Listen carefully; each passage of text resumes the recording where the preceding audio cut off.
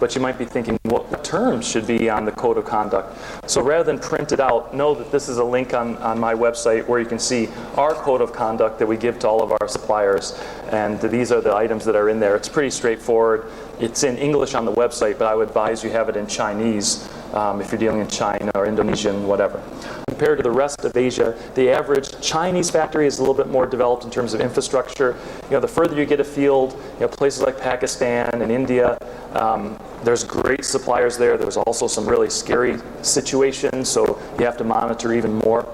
So once again, that's the challenge of monitoring.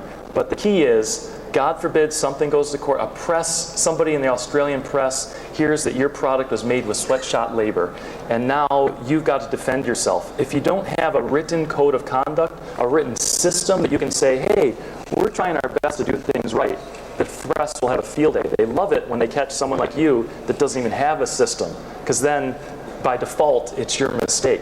So unfortunately there's no standard for what that system should look like exactly. Should it mean that you audit every 10 days or every 10 years? There's no standard. But at least if you have a written manual for how you're going to manage the code of conduct, ethics, sustainability, if God forbid your product is picked up in the press, at least you've got some protection.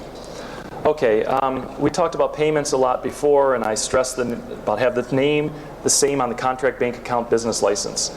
Regulatory compliance, the supplier might say to you, hey, don't worry, we have global coverage of liability.